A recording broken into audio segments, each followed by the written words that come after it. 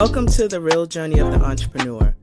The journey of any entrepreneur begins with a decision, then writing down your vision, then the execution of that vision.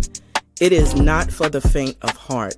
It is for those who understand how powerful your mind is and that you can truly create the life that you deserve. It does require a unique formula that includes belief in yourself, a lot of consistency, connecting with an OG, a lot of tears, missing out on a few events and things, and taking a whole lot of risks that will allow you to see your vision and dream come to pass. This journey of the entrepreneur is from the perspective of a wonderful mother, a business owner, whose goal is to break generational barriers and normalize the process of wealth building and financial wellness through entrepreneurship, all while creating a social and give back along the way.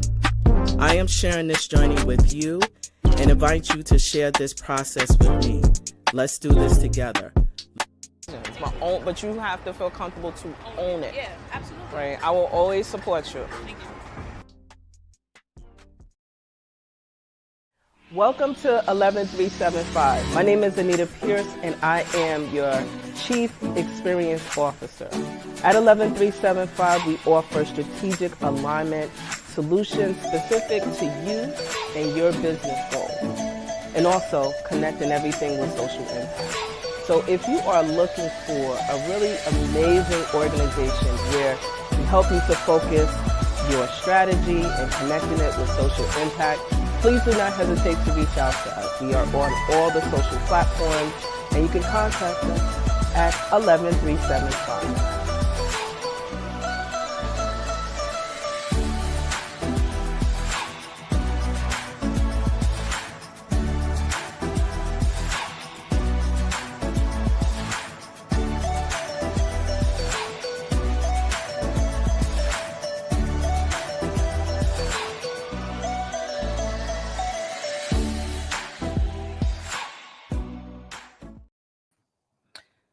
Well, hey there, good people.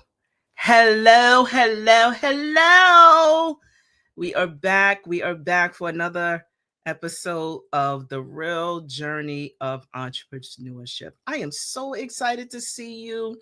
Hope that you are doing well and wonderful and that you are being intentional about taking care of yourself. My name is Anita Pierce and I'm the founder and CEO of 11375. We are a business consultancy that helps to connect resources, provide education and support for other small businesses. In a nutshell, we provide training, facilitation, mentoring, and coaching, and also connecting our wonderful clients to resources and providing strategy within government contracting. So if you're looking for any of those services, in addition to technical assistance and project management, please do not hesitate to check us out at 11375. We also have this wonderful platform where we are connecting and sharing resources with other entrepreneurs who have the courage to jump into this space and say, hey, I want to share my story about being in this space as an entrepreneur, because I always say that being in this space, if you are a parent, if you are an entrepreneur or figuring out this journey of being a founder, it is not for the faint of heart. And I'm not just saying that because, just because. I am sharing that because I now, as of 2025, September, will be entering officially my 10th year of being the founder and CEO of 11375. A couple of milestones that I'm having this year. I have a kid that's in double digits now, just starting, and it just started. I feel like it's been there, but we are official. Not only that, I will be celebrating 50, being 50 years old in this space. A lot to unpack, and I'm going to be so excited to share with you a little bit about that process, that journey of entering into 50. And that will happen on 11/3/75. Yes. And also, as I enter into this space of, affectionately building out this dream that I didn't have any aspirations of doing. If you have been following my story, I tell you that I had zero aspirations of being in this space. What does it mean? I didn't know, but I can tell you that when I was downsized from being in a job that I actually really liked, and I came back from maternity leave and I was downsized, I had no clue that I would be in this space almost 10 years as of September, officially. When I mean officially, is because I filed my business registration with the state of New York. And so I have to tell you that as an entrepreneur, as a dreamer, it does take a lot, but it's so doable when you have those opportunities to see what you've taken off a piece of paper, out of your phone, that you whispered, to your friend or your peers, and that it's now happening, makes it all a beautiful thing and all worth it. And so I am beyond excited, beyond excited to say, guess what? I have the best seat in the house. Why? Because I get to interview courageous individuals who have stepped into this space either by leaving a 9 to 5, still have the 9 to 5, or other. And my next guest, and why am I so excited? Because I'm now working with my next guest on both ends. I was a contractor for her and still is a contractor for her business, her former employer. And now I am working happily to see her business flourish. So, Martina, welcome to the show. Thank you so much for having me. I am super excited to be on the show. Not more excited than I am. And Martina is the owner, business manager of DS Visions, home improvement services that support our pockets. Now, Martina, why I am so excited. We've talked. Martina, tell us a little bit about who you are, how you transition into this space, and what type of services that you offer. Your turn. Okay. Well, to start, for one, with DNS Visions Home Improvement, we started in 2021 in partnership with my husband, who is the contractor of the business. And I was pretty much working a 9 to 5, just like you had said. And for about 14 years with a nonprofit, doing the business consulting, a job that I really, really enjoyed. But unfortunately, I became ill. Just like you said, it's a story I'm starting to hear a lot from different entrepreneurs, either they would downsize out of an organization, whatever. But unfortunately, my story, I got ill and, exhausted all of my FMLA and sick time, vacation time, all of that. And then it came down to the end and I still was not able to return, still dealing with medical challenges. And unfortunately, I had to resign from the job. Being that we have a great history together, it was one of the most difficult decisions on my end. I was not going to force their hand to terminate me. I felt like, let me walk out with my head held high, and the door is still open. So it's all about building relationships with people. So fast forward a little, jumping into because I did the business, my role was part-time because of the full-time job. But like when you're doing it full-time, it's a whole different ball game. I'm starting to see more, starting to do more. And also one of the things with me is that I am a business owner with a disability. So I have an additional challenge I'm dealing with as well. But I've also learned there's a lot of services out there for business owners who have disabilities. The good news about being an entrepreneur is that you can set your own hours, where being in the 9 to 5 setting, I was unable to, deal with physical therapies and all of that.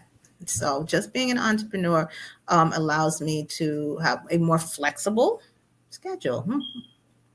So, Martina, thank you for that intro. And we're chuckling and laughing because, I've been in this space full time, again, going into my 10th year as of September officially. Congratulations. Right?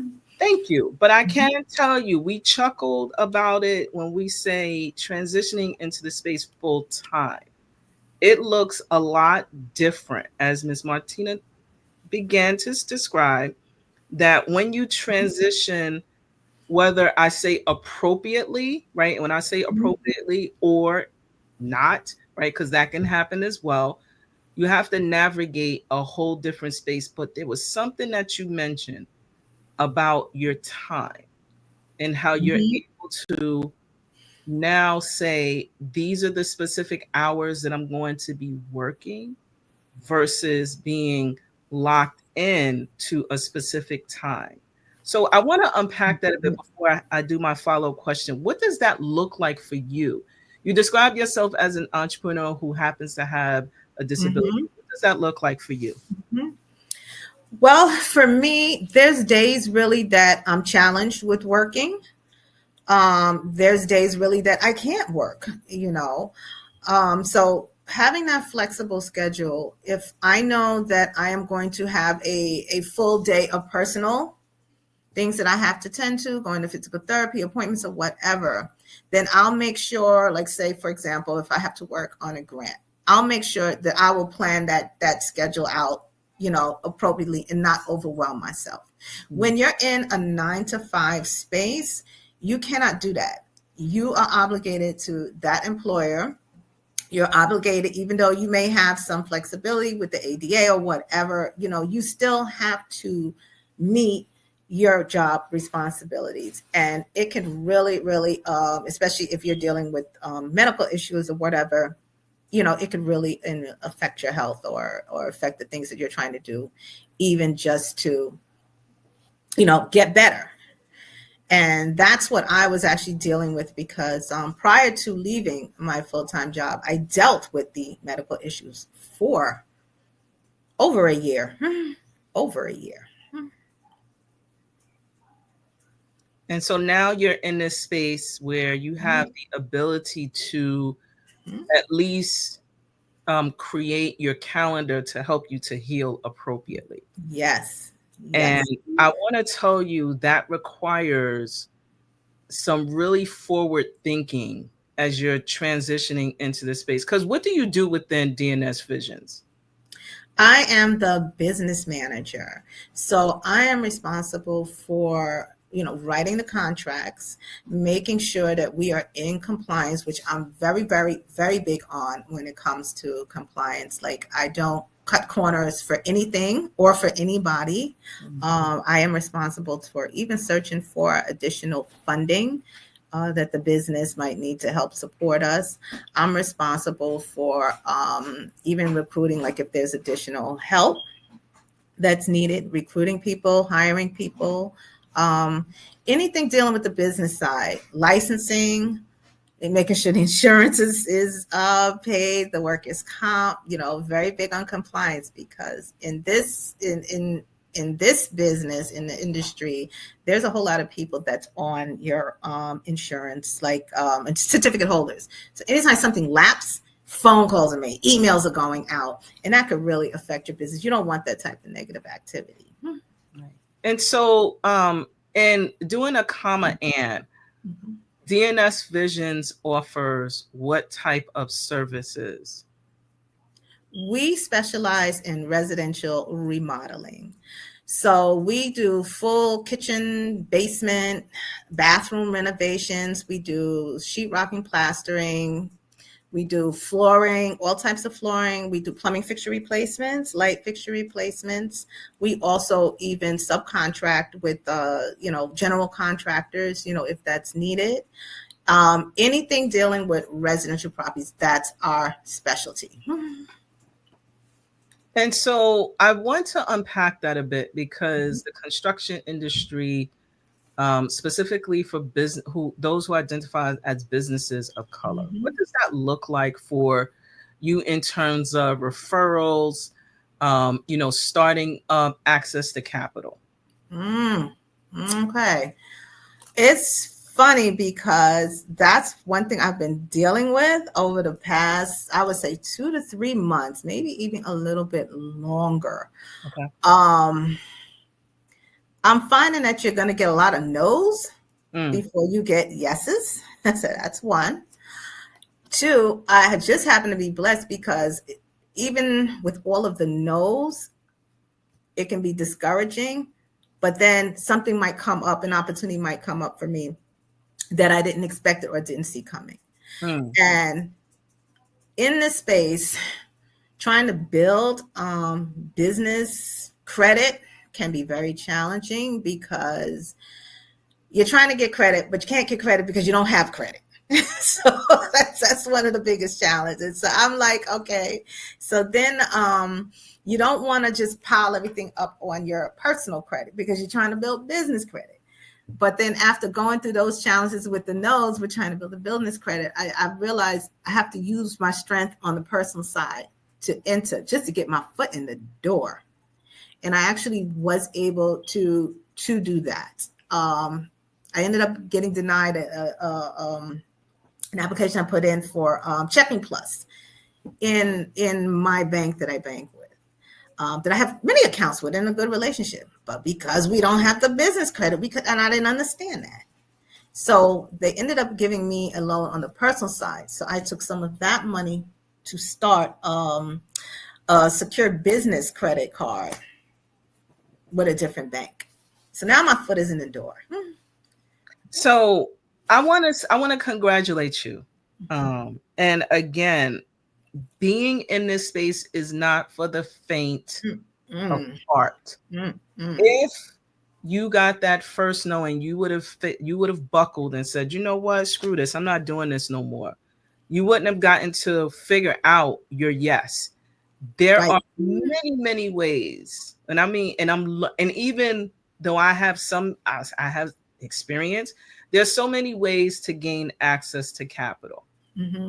Majority of us, and I use the word very, very loosely, do not have trust funds, do not have large access to cash, personal cash. Some do, some have, built up a nice cushion and they were disciplined, they had the know-how and all the other positive check marks. I did not. I also self-funded, but did not have, by the time I really got into the flow of having lines of credit, it was because I had won a contract and I needed to backfill, right? And thankfully, and I always say that, and I always, put out the fingers crossed and, thanking, right? Being thankful and grateful to God and also to the universe because I had some resources, right? Most people do not. But that's because I, was saving and doing other things and not shopping as much and, built out a budget. But that doesn't always come as a benefit. But what I so appreciate is now you have experience, right? And now you're building from that experience so that you can leverage whatever access to monies that you have to help you build. There's always a starting point. There's always a starting point. And the biggest lesson I learned in all of that is no one is going to lend you money when you're in distress. That's why it is so important to look for opportunities to build capital when you're in a good place.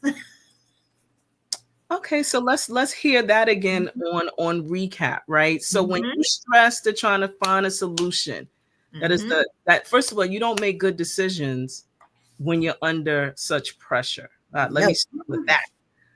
But Miss Martina mentioned, right? When you don't really need the money. So what does that mean? We always need money, but if you don't need it right this second within your business, when Mm-hmm. things are going well, when the customers are paying on time, you got a little bit Mm-hmm. of money within the bank and cash flow coming in, everything Right. is up and up. Those are the times when you should be thinking about leveraging or finding additional access to capital Exactly. so Hmm. that when you don't need it, right? Or when you don't need it right now, but when you do need it because you're growing, you're looking to expand, you're looking to hire, you're looking to buy more materials, you go, oh, I got that credit card, business credit card, or oh, I have that line of credit Hmm. within the bank. Oh yes, we can do some things and then repay it back as you are utilizing and recycling that within the business. So you see, Learning it. So just on that note, one of the things that happened with us is that we applied for a loan, um, didn't get the loan mm-hmm. because we didn't have the business credit. Right. So then once we applied for an additional secure card, we got it. But I was already prepared with a backup plan just in case that didn't work. So, but also being mindful of when you're applying for stuff because you don't want to have multiple hits on your credit report. Being that you're applying for business credit, they're going to run some of your personal credit. You don't want too many hits on that. Mm-hmm. So you also have to create and think about times when you are applying for this stuff. So since we applied for one loan, I think back in the credit card back in December. So I might wait a little, wait low, and then apply again to something else, at least giving it at least 30 days, maybe 45. But it also depends on what credit report they're hitting, which I actually just learned 2 days ago. Applying for another loan. They actually did the hit on TransUnion. So I'm like, okay, so now I'm going to try and figure out which credit reports, and you can even find that out on the internet, like which credit reports these lenders usually will pull, because then at that time, then maybe you can do multiple stuff if they're doing different credit reports. So this is some of the stuff I'm learning, as I go along. So what you mean to tell me that you had start this business yesterday and you making $1 already? We're trying. One thing we're working on is one, increasing our access to capital, also increasing cash flow. Because another thing I figured out, when you're applying online and you have these pre-qualification offers, there's some kind of algorithm that the banks are using to identify who is potentially, can be eligible for a loan or card or whatever. So with us, like, for example, if you have a restaurant business, they have daily cash flow, so that looks good. With us, it's a little different. Our cash flow is more in an installment. We'll get a down payment, then we'll get another one a couple of weeks later. So the algorithm does not recognize that. So then it may look like we don't have cash flow. So we've learned that maybe it's important to maybe bring in another service in the business that has like a more frequent and a higher turnover that can give us that cash flow, so that to a bank it looks like you have money, because we can get a contract for 20,000, but if that 20,000 is only hitting our bank account between let's say January and February, and then we're using that money, so in March we don't have anything coming in, and then in April then another, it looks like boom, insufficient cash flow. So these are lessons, that we're learning, and we are eager to share with people that are, small business that are growing, or, trying to come up, trying to build. All right. So I am all about resources, Mhm. sharing, probably share way too much, but that's all good. And what I want to share is a few educational points if you don't know about cash flow, because oftentimes we're using language, and if you're just getting started, you may not know what that is. So we are going to share, what an appropriate definition of cash flow, because we talked about it frequently in this specific segment. So cash flow deals with money that moves specifically in and out of the business over a specific time.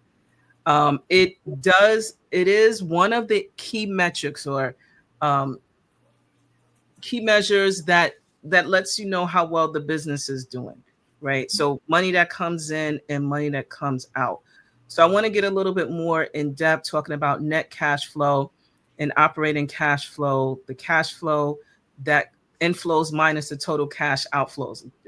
Basic awareness as to what that could mean for you in your business. And operating cash flow, this money comes from normal operations minus interest and taxes. So I want to share that in terms of just like different, language that we're using, cash flow, that, so that you are aware as to what that looks like, and understand that when you hear it, you're like, oh, okay, Yes. money that comes in and out of the bank and how we're able to use it, and understand that what we're describing is real, right? Yes. This is not made up stuff. It's not made up at all. You're not doing case studies that we see on social media. These are things that happen, and the reason why this platform is designed is to share real experiences of each entrepreneur that I happen to learn from and also interview as well. So I want to pivot slightly, but still in the talking about revenue, profitability within your business. What are some of the challenges that, since you've gone into as becoming business manager, because there wasn't a business manager, I presume, before you came into this space. How did you know that was the role that you wanted to take? And also, just in terms of like paying yourself, do you pay yourself, and what does that look like? In the beginning, when I had the 9 to 5, I wasn't really worried about that, because, I had that income. So we started the business in 2021, and up until 2024, I've always used just a regular Excel spreadsheet just to do things. It was simple. It was easy. So when I realized that now we're starting to apply for grants, apply for loans and all of that, and then the banks are asking for it, even the grantors are asking for cash flow statements and profit and loss statements and all of that. And it's not like, wait a minute, and Excel is not able to, So I said, oh man, I need to step it up a bit. And then I said, now that, I'm no longer with the 9 to 5, I really need to put a system in place so I can really understand the cash flow and money financial analysis of the business. So once I started I actually got QuickBooks, which I found to be very good. And I actually had somebody ask, can you get us, like if we need a cash flow statement or if we need a profit and loss statement, can you get it to us within 24 hours? I was like, oh, well, now I can get it to you in 5 minutes, So that makes a difference. So once I really start, and then I had to kind of learn it myself and try to figure things out and just playing around with it. And I'm getting better at it. And I actually realized that I was not even paying myself. And now it's important to do that because I don't have a 9 to 5 anymore. So now that we are, we have our QuickBooks, and now that we are really looking at how our money is moving in and out of the company, we have a budget plan now. So when we are budgeting for jobs, we make sure we factor in everything, because We was not factoring, we actually hired a laborer. We was not factoring in the taxes that we had to pay. We was not factoring the workers' comp that we had to pay. And once all that stuff comes out, I realized it was nothing left for me. Which meant that you had to increase your prices slightly, Slightly, right? To include slightly, yourself, right? slightly. So that's why it's so important. Sometimes when you're just kind of an independent contractor, you're not thinking about those things. But now, now I have 4 employees, so I have to think about it now because I may be coming home with nothing. So it's like we set up ourselves. You know, so that's one of the lessons I really want to put out there to people. Especially whether you're licensed. There's a lot of people that are doing this unlicensed, which I don't encourage. But some people are just comfortable working under the radar, which I don't encourage, especially in the construction industry because the risks are so high. It's a little different than in the consulting business, but there's still risks. Get your systems in place. Once you have a good system like QuickBooks, everybody can choose their own, and start understanding your cash flow, your money, then you can really start, quoting your jobs, appropriately. So that was the biggest lesson learned. Mm. And so I think my other follow-up question is, how did you know that that was the role that you wanted to take when you transitioned out? Just from prior experience, just from being the business development coach in, for my 9 to 5 job, and just from all the lessons that I have learned along the way, in the 9 to 5, I enjoy it. Okay. One. Another thing I did learn, even though as a business manager, I also have to have the same knowledge equivalent to what my husband knows as the contractor, because when you're sitting in these pre-bid conferences, and there's questions that a lot of contractors are asking, I have to know these things, and there's questions that I may have to ask pertaining to a contract. Secondly, what I learned, we are MWBE certified city. The state is a whole nother ball game, because I had actually am applying for myself, or just using myself to qualify. I have to have the same knowledge to be able to support the NACE codes as a residential remodeler, and they don't back down from that. So that's something, I definitely wanted to share and put out there, like for people who, who have construction companies, and one is the business manager, and maybe the other partner is the actual contractor. As the business manager, you have to know everything, what's going on in your business, and be able to support that. Being able to support it, and know when you're asked questions, because when you're pitching and when you are writing, and you have to have some awareness as to what services are offered within the business, Right. that you are developing and creating. So I definitely agree with you. Mm-hmm. And congratulations on the becoming certified as a minority and women business Thank you. enterprise, because that in itself is the space where I live, and provide technologies and resources and connecting.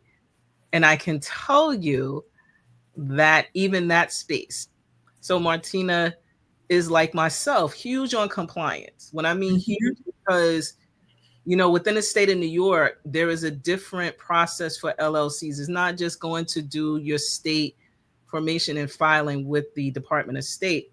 Right. Then have to check off publication. You then every 2 years have to file your biennial statement. Mm-hmm. But the certification, there still are requirements. Once you get in, it's not just holding on to the app to the certification and saying, yes, I got this badge of honor. It's really about putting it to work.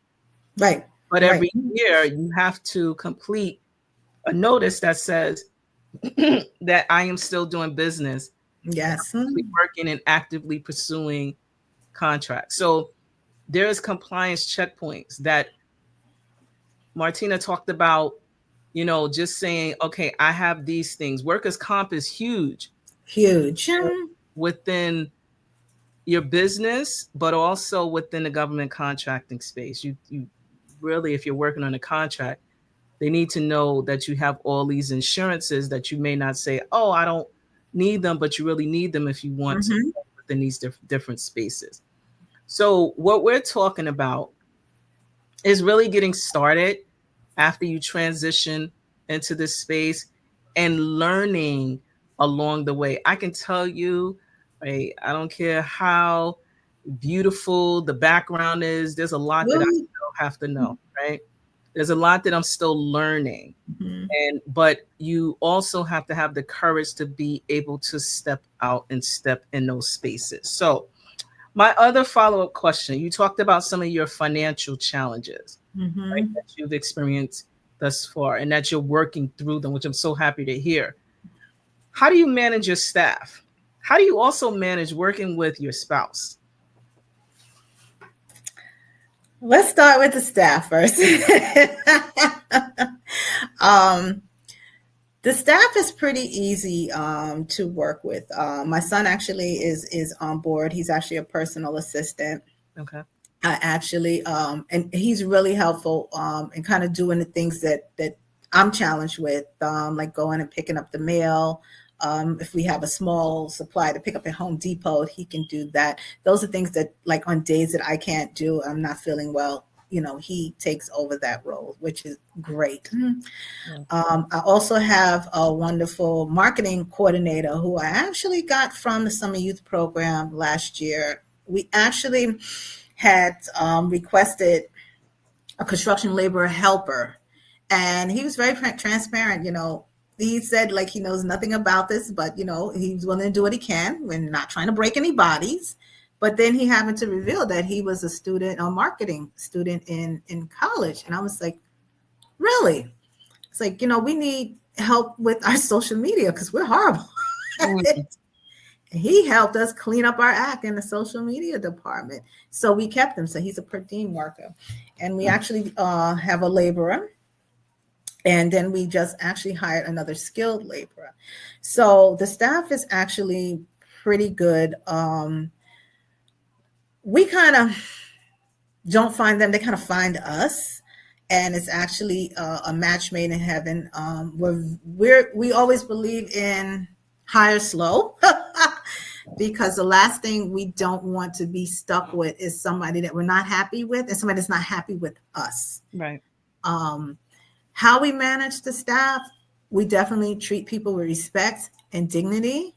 And we don't look at it as like, I'm your boss, because that's not a good look. We respect people's opinion about things.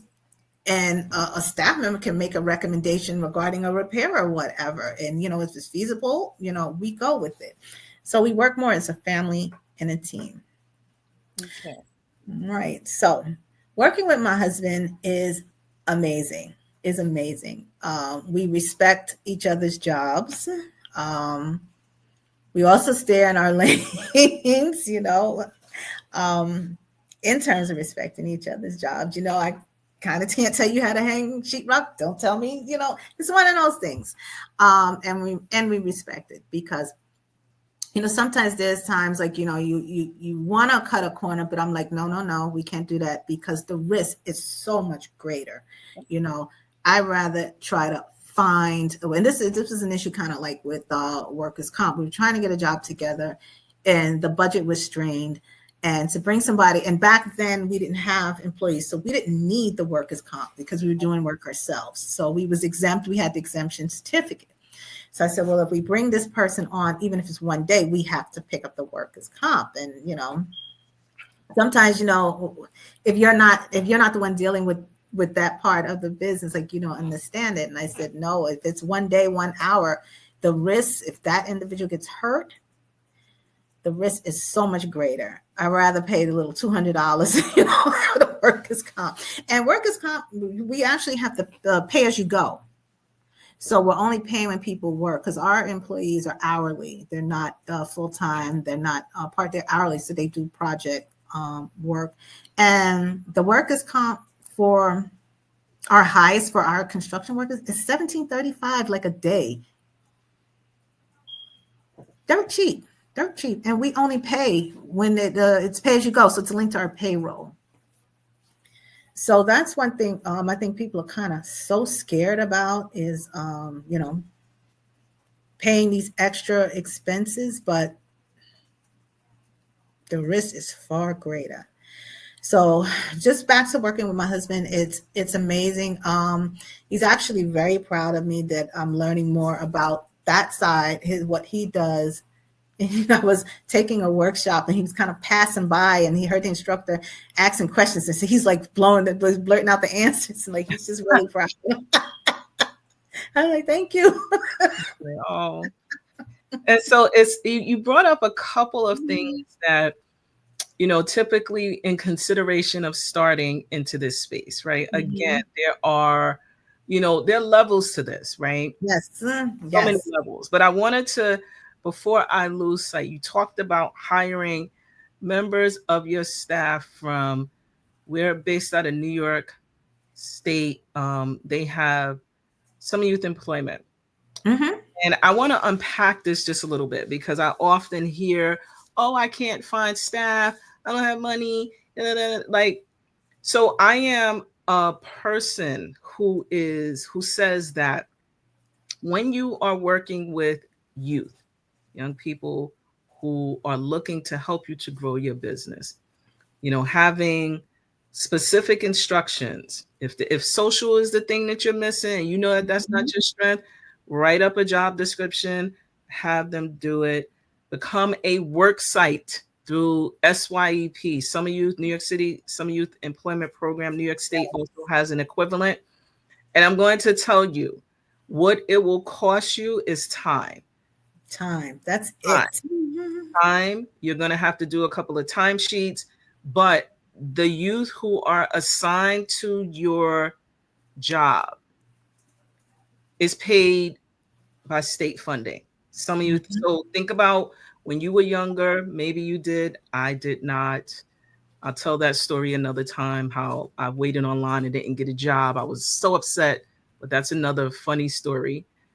I didn't either. Like I wanted to, and I didn't either. I didn't either. They only had like, I'm from Brownsville, so they only had like, for this specific organization, they only had a specific number that can go through their specific work site, right? And so I just remember standing there and I didn't get the job. And I remember, coming home, my grandmother thought I didn't do anything, but that was a whole other thing. But I never worked for SYEP. I have had partnerships with a number of youth that have helped to design, help me create videos. It's not that I don't know how to do it, it's just that I'm managing time differently. Right. So it can become a work site to innate virtual and also in person. I just want to also say, people like, oh, I'm a virtual. If you have something that you need assistance with, consider this as a way to help you to build your staff. Also, right, I met someone who they're like, oh, I remember you shared this. And they said, I discovered that working with other youth that I was not ready to be a manager. So it could be a way to let you know that you need to kind of increase your skill and your but also know that in this space, you're not getting unpaid workers. They're getting paid. You can teach them a skill. They learn from businesses, and it can help to offset your budget where you have access to a workforce and you can teach them and share with them. And then in my case as well, right, I hired as a result of participating in this program, because it's almost like they got this orientation as Mm-hmm. you needed. And then, if they didn't have anything, or they aged out of SYP, because I think it goes up to 24 in certain Yes, yes. programs, you can find great members. So consider that. Martina brought that up, and I wanted to elevate that here. You can become a worksite at worksite. It's www.worksite Center Department of managed under the Department of Youth and Community Development, Mhm. DYCD, out of New York City, agency in New York City. And they have worksite preapp.nycsyep.com. If you're watching this in video, you'll see the link there, and we will also put this in on other pages. But I wanted to elevate that because that is another pathway, right, Yes. to gain access to the workforce that you're looking for. And also, one of my personal pet peeves is I do not like having folks work for free in Mhm. certain instances, especially if you're going to have them embedded into your business. This is not, Right. if it's like a one-off, you're exchanging, bartering, great. But to have someone to clock in and Mm-hmm. not pay them is, one of my things that my preference is not. I always try to find ways in which youth force can actually gain access to the workforce. So thank you for elevating. I just wanted to share that as a accurate resource. And so transitioning into a different question. Mm-hmm. You just recently became MWBE certified. Talk to me. City. It's funny because I applied July 2023. I did the fast track application, like you told me. I do listen. and and I did that actually when I was still working my 9 to 5. But it was weird because I wasn't getting, and it was like 7, 8 months, and I wasn't getting any responses. And it was so weird because I was also helping some of the participants, in my program in the 9 to 5 complete the MW application, and they were getting. So I'm like, wait a minute. Like, they were getting approved in like 2 and 3 months, So, I start emailing and carrying on, it's like, what's going on, blah, blah, blah. One thing I do say with SBS, they were very responsive. They're very responsive on the phone. They are very responsive in the email. So I have to give them that. So shout outs to them for that. So, but just to, in the event that happens to somebody, it just so happened, one, there was a backlog. So they did tell me that. One of the reasons why my application was taking so long is because my application was with one of the senior analysts who had the most caseload.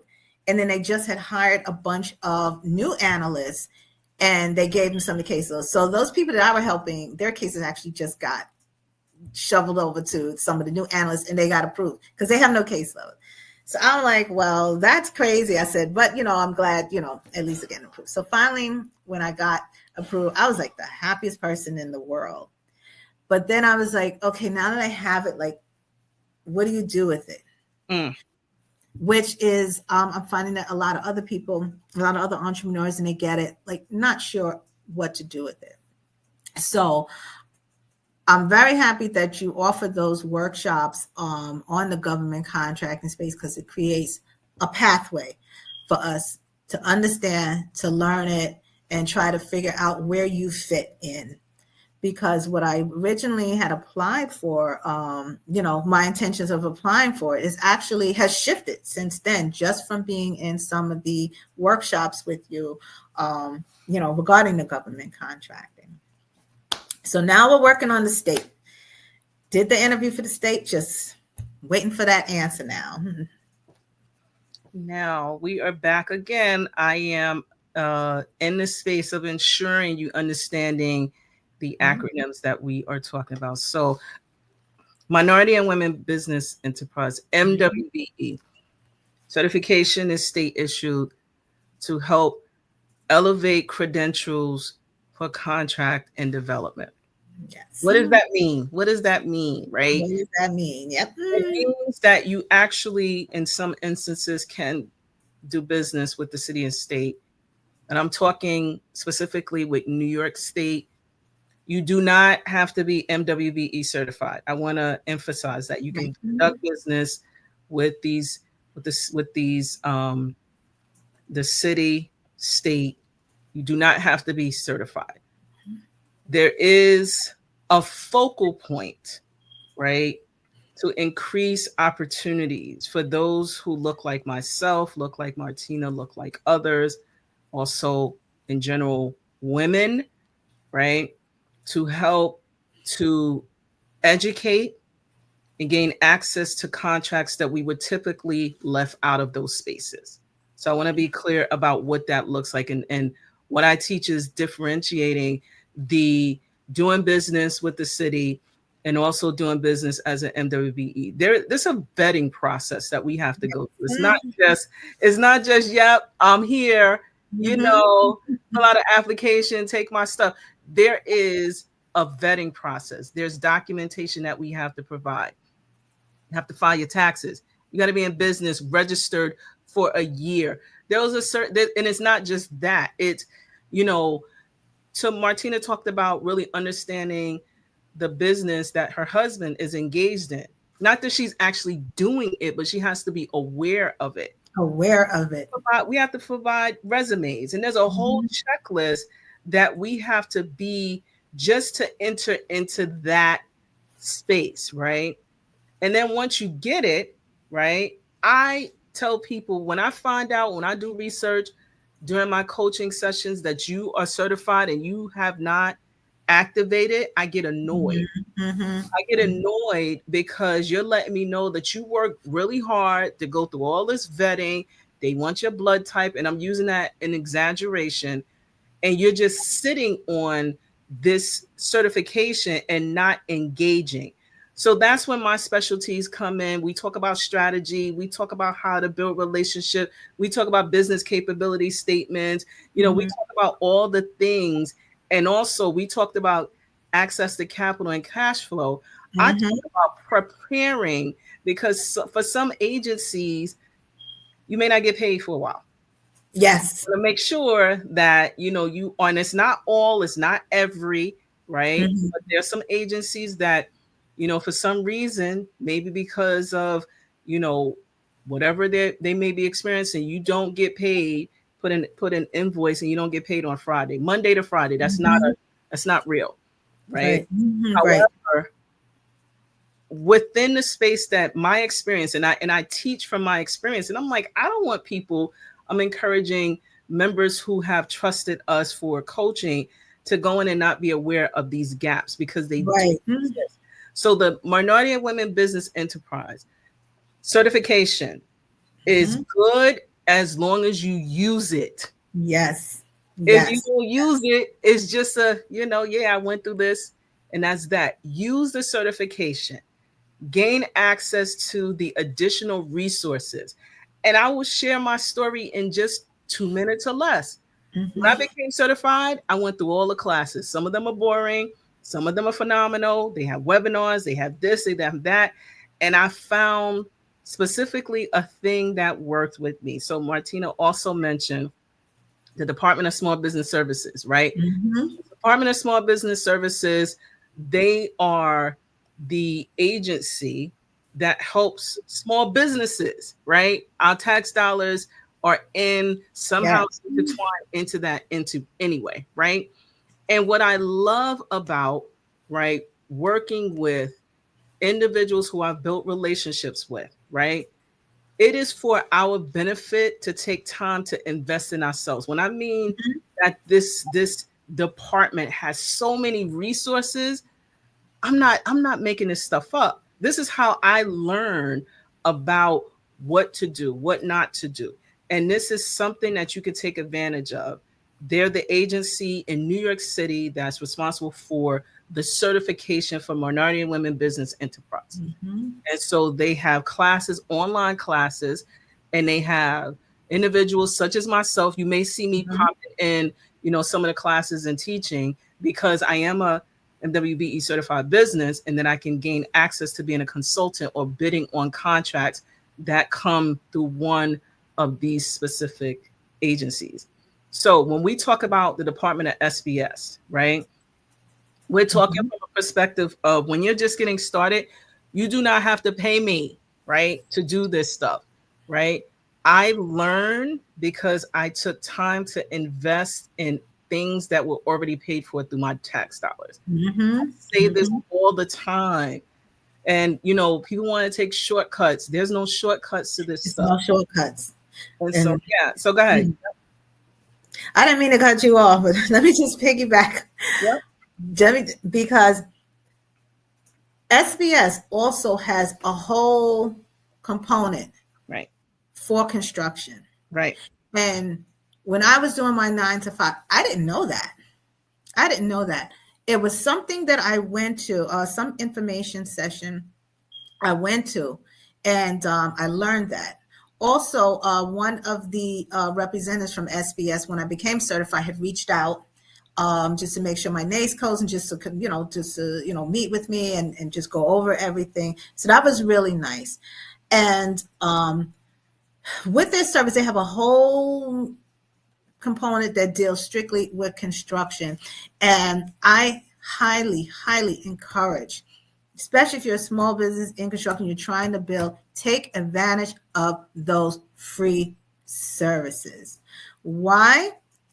One, you may not qualify for a lot of things that you're trying to do because with the MWB certification and city contracting, they only deal with large contracts. So that's a fact. Okay. In order to get there, you have to be doing and generating a certain amount of income, something that I learned along the way. Okay.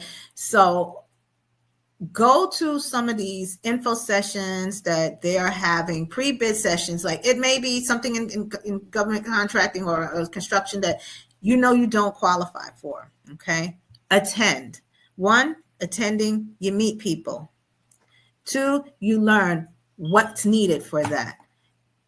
And that helps you along the way to know what you need to be working towards and building.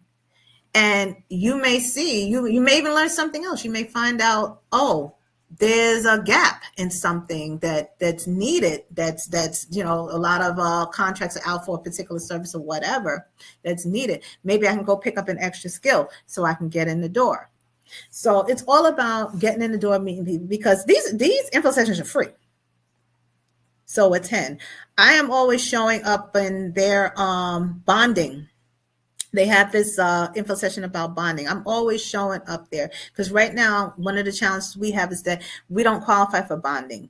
So just going to the info sessions and learning what the bonding companies are looking for gives you something to work towards.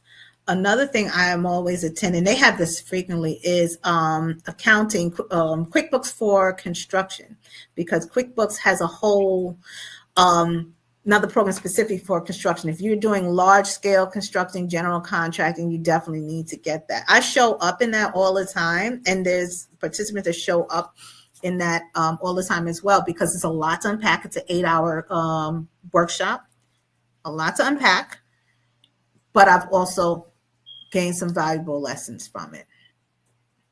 And So so I yeah. want to just emphasize, right? So when you are just beginning, I know Mhm, that we create, an experience or a sell, mhm, right? mhm.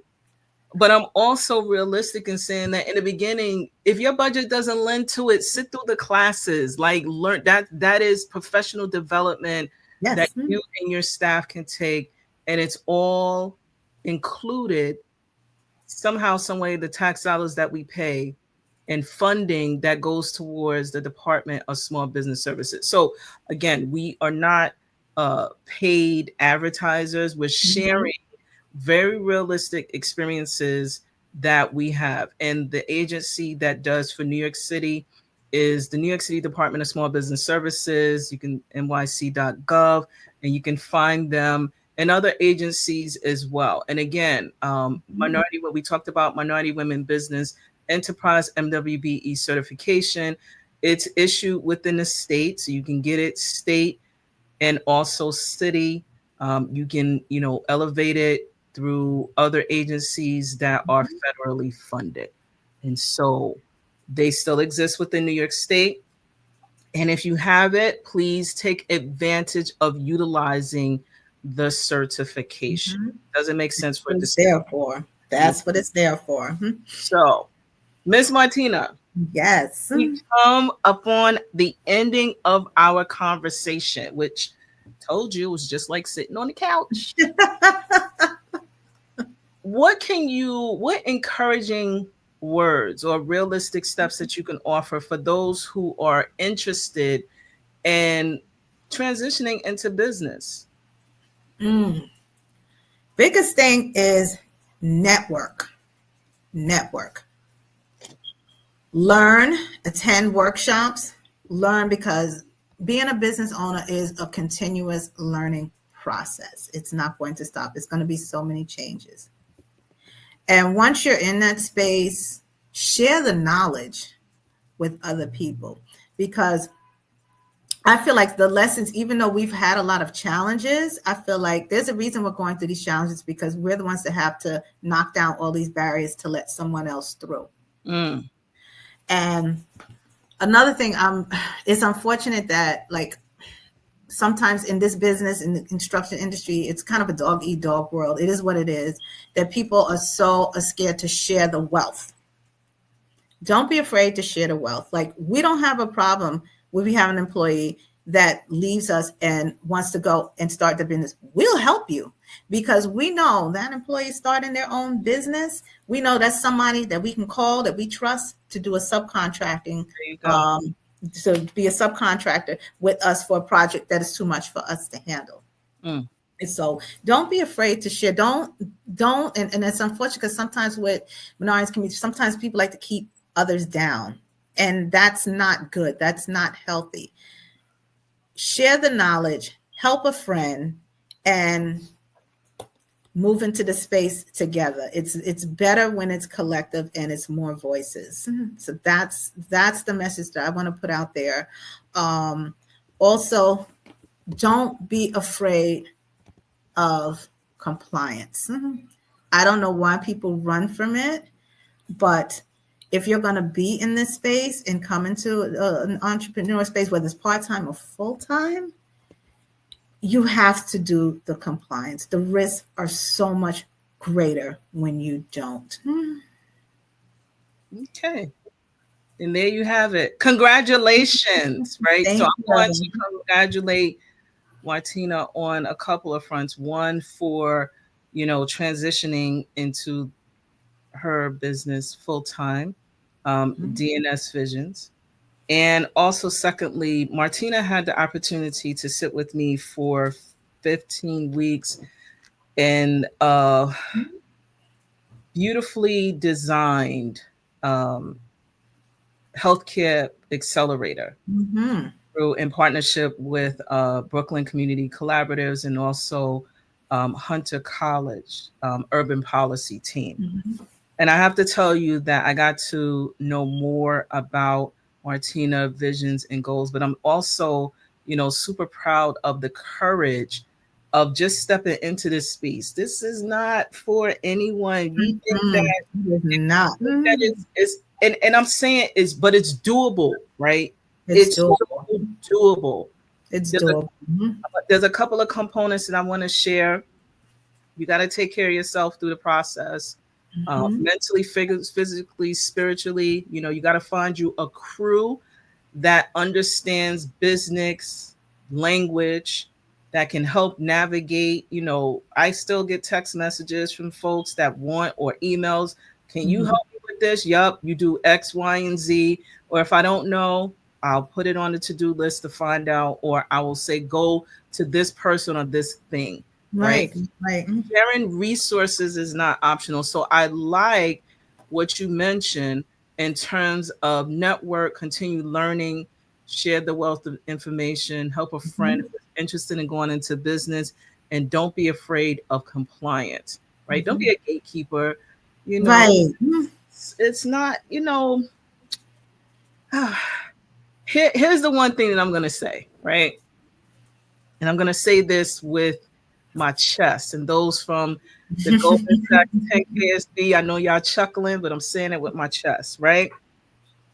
There is no one in this earth that is Anita Pierce of 11375. And that is my superpower.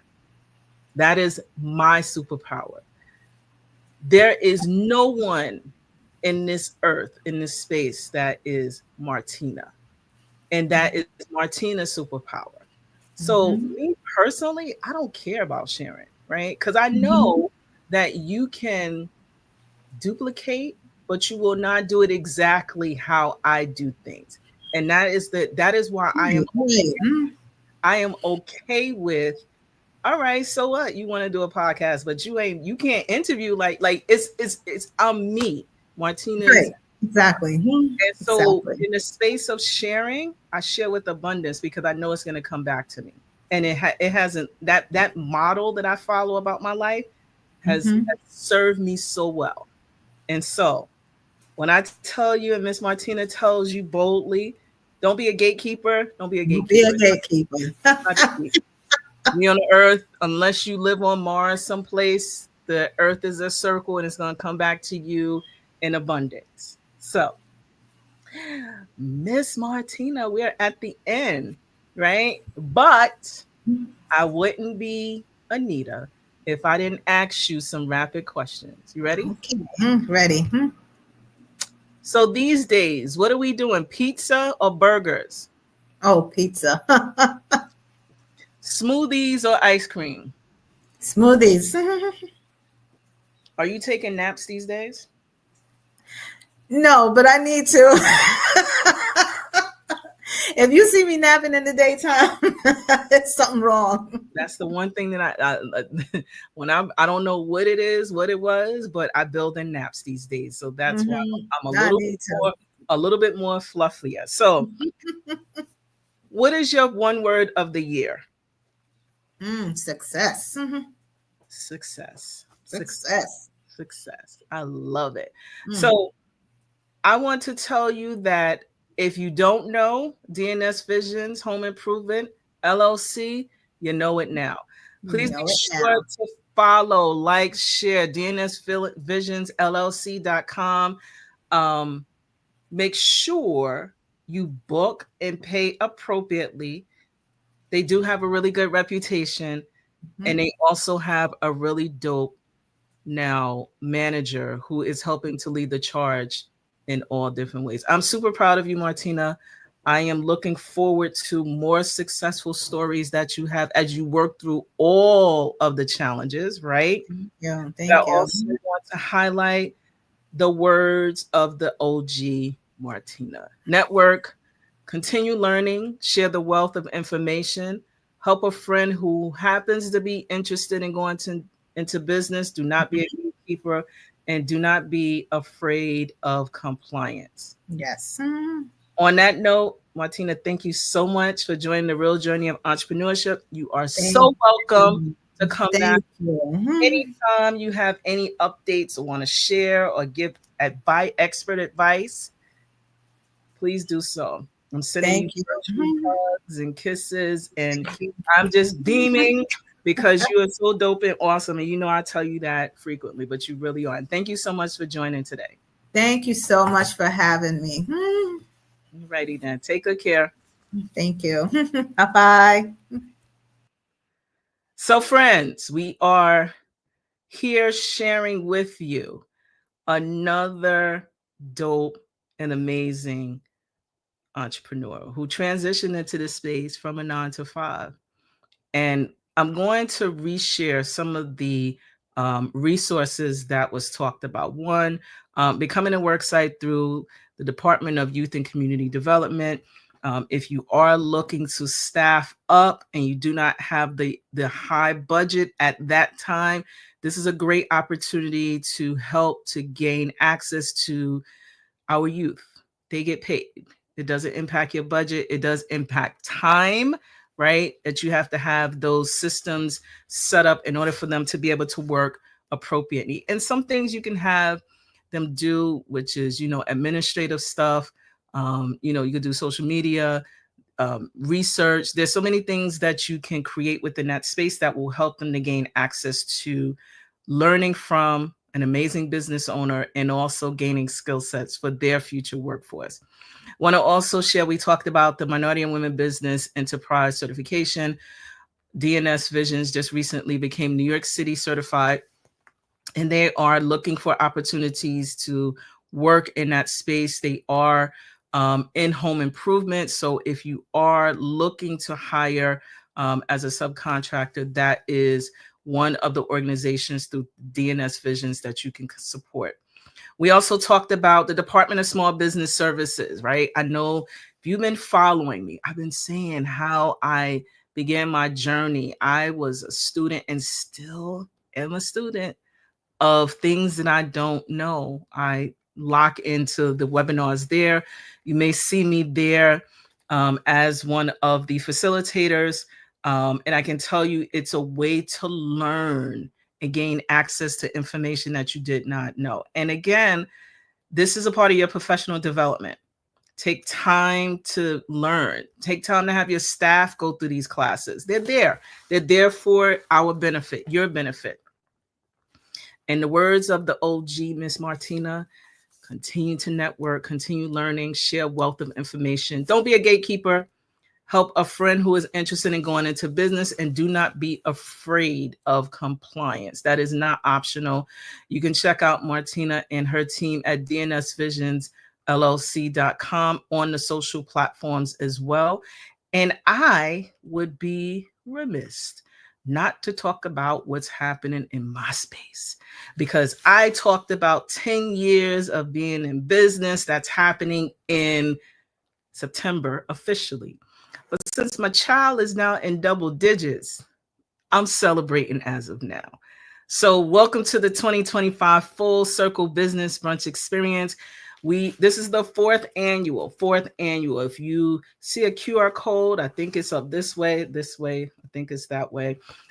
Scan it. You can find out more information about how to register. It is happening Saturday, March 15th, 2025. Where we are so excited to have you join us and be in the room. We are going to impact some really powerful and amazing things. So check out the Full Circle Business Brunch Experience. It's powered by 11375. It's going to be on Saturday, March 15th, 2025. And guess who I'm looking to see? You in the room. And if you can't make it, we also have an opportunity to sponsor youth who are emerging in business. And so we had the good opportunity to provide scholarships to those who happen to be youth who have businesses or just starting businesses. And we were able to provide them with a grant to help them to launch their business. And so we definitely want to continue to do so. So please, check out the Full Circle Business Brunch Experience. You can find us on the social platforms at 11375. And also, guess what? I'm going to share with you a little bit of something that happened last year for the Full Circle Business Brunch Experience. And I'm going to leave you with an opportunity for you to think about this. Full Circle Business Brunch Experience is so meaningful to me. Last year, I had a keynote speaker, which is my daughter. What a flex, what a business flex to have the keynote speaker as my daughter, who acts. And she says, Mom, I want to speak at the brunch. And guess what I was able to do? I let her speak at the brunch, even if it was just a little bit. And this year, she's coming back again to set us off and set good intentions. And I'm excited because the Full Circle Business Brunch came as a result of me taking something off of a piece of paper and putting actions and activities behind it. So your mind is your biggest flex. And I want to share with you a preview of what happened last year, but also you'll see some people in there that you may recognize. Take good care. Thank you so much for supporting 11375 and watching the real journey of the entrepreneur. Take good care.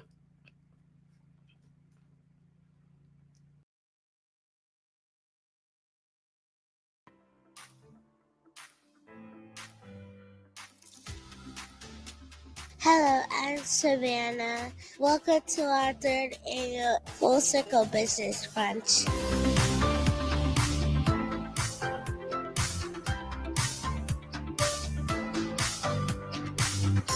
The idea of regularly getting together as a business owner with your employees and talking about safety is really, really important. Find out from the people who are working for you, what risks do they see in the workplace? What dangers or hazards are they worried about or are they concerned with so that you can work together to address them? My business is called Joshua Prince. I started my business because of my mom, because she has a business. This is my third time attending Anita's Full Circle Brunch. One of the things that I'm going to take away is like prioritizing my mental health. And one of the things that stuck out to me is like how you talk to yourself. So many times, something didn't go well that day. We can make it seem like it's the whole business is falling apart, and that's not always the case, right? And we just want to make sure that we're speaking kindly to ourselves. As entrepreneurs, we're all grinding, right? We're all trying to move to that next task. If I believe I am going to be able to reach my revenue goal for the next month, then I'm going to keep a positive mindset around that. I believe it's happening. Having a business is like a child, right? And you just really want it to develop, so you really put your all into it. When you have healthy relationships outside of your business, you're going to show up in your business a healthy person. I learned so much about insuring the business and all the various aspects that I need to incorporate personally in my own business. What I gained from today's session is about credit. That's what struck me the most was credit, because I'm starting to do credit because I'm a college student and I didn't start my credit yet. So I feel like it's a fundamental thing to start doing. Having credit is the ability to buy now and pay later. Your score is a 3-digit predictive number, predictive of certain behaviors, which is loan repayment. It has been a very, very engaging afternoon meeting with other entrepreneurs. And one of the biggest things I've taken away is the need to access capital for my business. Cash flow is much more than money in the bank. Okay, so we understand that cash flow is the flow of money coming in and out of the account. It's that timing and that gap in between those transactions is which you need to manage. When you apply for a loan or a credit card, you have to have somebody guaranteeing that credit. That's a way to ensure that the bank has somebody, just in case something was to happen, there's a backup plan, right? Somebody is responsible for that card. I'm learning how to invest. I'm learning how to build credit for my business. I'm learning how important it is to document and separate business from personal financial accounts. And, I'm ready to get started.